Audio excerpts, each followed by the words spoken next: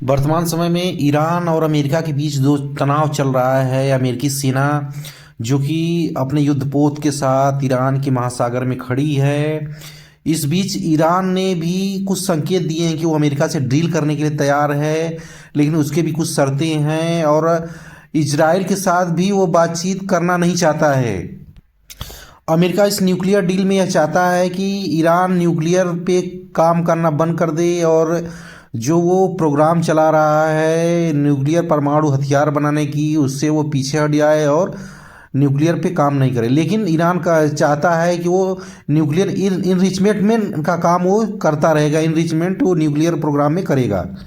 लेकिन इजराइल के प्रधानमंत्री बेंजामिन नेतन्याहू चाहते हैं कि अमेरिका उनसे यह भी डील करे कि जो प्रॉक्सी वार छेड़ता है और जो उसने बैलिस्टिक मिसाइल का कार्यक्रम है उसको भी पूर्णतः बंद करना होगा, उससे अपनी मिसाइलें को नष्ट करना होगा।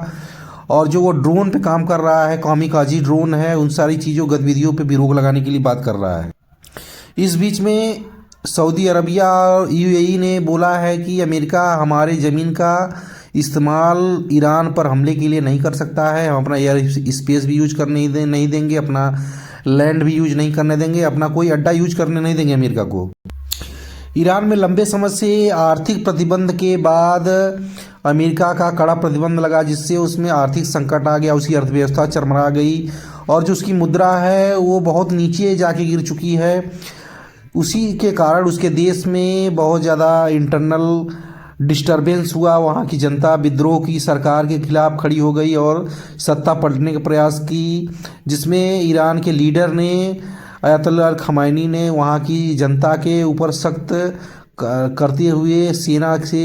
कुछ लड़वाने का प्रयास किया, विद्रोह को दबा दिया है और बहुत सारे लोग इस विद्रोह में मारे गए हैं। और अमेरिका इसीलिए स्टैंड कर रहा है कि अगर कोई भी ईरानी मूल का नागरिक मारा जाता है तो ईरान के ऊपर कार्रवाई होगी और हम उस ईरान के ऊपर हमला करेंगे। अमेरिका बहुत लंबा गेम ईरान में खेलना चाहता है, जैसे वो वेनेजुएला में किया, वहाँ के राष्ट्रपति और उनकी वाइफ को खींच ले गया, अपने देश में उठा ले गया और वहाँ के तेल संसाधन और प्राकृतिक गैस पे कब्जा करने का प्रयास किया या अपने अधीन करने का प्रयास किया। उसी प्रकार का कुछ कार्य वो ईरान में करना चाहता है कि वहाँ की सत्ता को उखाड़ के फेंक दे और वहाँ पे लोकतंत्र स्थापित करें और नए प्रकार की अपनी पिट्ठू सरकार बनाए, नई सरकार बने और वहाँ के जो तेल संसाधन और नेचुरल गैस पे है उस पर अमेरिका कंट्रोल हो और अमेरिकन डॉलर में उस तेल की बिक्री की जाए पूरे दुनिया में। अमेरिका की लंबे समय से तेल रिच देशों, तेल और नेचुरल गैस रिचों में इस प्रकार की डिप्लोमेसी हो रहा है। वो अपने अनैतिक तरीके भी अपनाता है कहीं पे भी कैप्चर करने के लिए। अगर जिस देश में तेल है वो अपना कुछ ना कुछ सेना के माध्यम से